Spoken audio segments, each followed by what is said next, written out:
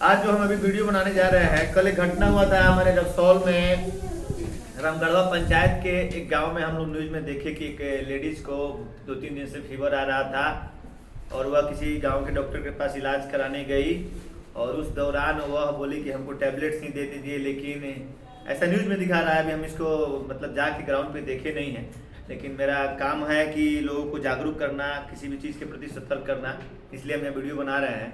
तो उसमें यह न्यूज में दिखाया गया है कि वह इंजेक्शन जब उसको पड़ा तो औरत बोल रही थी हमको फीवर वगैरह है, इंजेक्शन नहीं लेंगे, लेकिन डॉक्टर से बोला कि इंजेक्शन से ही ठीक होगा, क्योंकि आजकल हर चीज़ का इलाज इंजेक्शन से ही हो रहा है। किसी को 2 दिन से बुखार है तो कोई डायग्नोसिस अगर नहीं भी कर रहा है तो गांव का डॉक्टर लोग डायरेक्ट इंजेक्शन देने लग रहा है। तो इंजेक्शन देने के बाद उस महिला का उल्टी आया। जैसे उसकी माँ का स्टेटमेंट हम देखे थे एक न्यूज़ चैनल पे कि बेचैनी होने लगा और उल्टी आया, उसके बाद उसका पूरा शरीर उजला पड़ गया और कुछ दिन के बाद वो गिर गई और उसकी मृत्यु हो गई, यानी कि उसका कार्डिक अरेस्ट हो गया था। किसी भी चलते उसको एनाफाइलेक्टिक शॉक बोलते हैं, एनाफाइलेक्टिक रिएक्शन बोलते हैं, यह हुआ होगा। तो वीडियो बनाने का मेरा थीम यही है कि जब तक कोई मतलब कि आपको क्वालिफाइड डॉक्टर्स नहीं लिखता है इंजेक्शन, खास करके एंटीबायोटिक, तब तक आप किसी से गांव में इधर उधर से नहीं दिलवाइए। और दूसरा चीज़ यह है कि इंजेक्शन देने के पहले किसी उसका से एंटीबायोटिक का भी सेंसिटिविटी टेस्ट करना रहता है। जैसे हम कोई एंटीबायोटिक दे रहे हैं तो सबसे पहले हर आदमी का शरीर अलग अलग रेजिस्टेंस का है, हर आदमी का शरीर अलग अलग है, लेकिन वह आदमी के ऊपर डिपेंड करता है कि कौन दवा किसको सूट करेगा, कौन दवा किसका रिएक्शन करेगा। और कोई दवा ऐसा रिएक्शन करता है कि ऑन स्पॉट अगर उसका इलाज नहीं किया जाए तो विद इन ए मिनट वो आदमी की जान ले लेता है। इसलिए एंटीबायोटिक के जितने भी बहुत सारे ग्रुप है, हमने एंटीबायोटिक में पढ़ाया है, सेफ्लोस्पोरिन है, क्यूनिलॉन्स है, पेनिसिलिन है, बहुत सारे ग्रुप का आता है एंटीबायोटिक, जिसका हम लोग पहले जिक्र कर चुके हैं।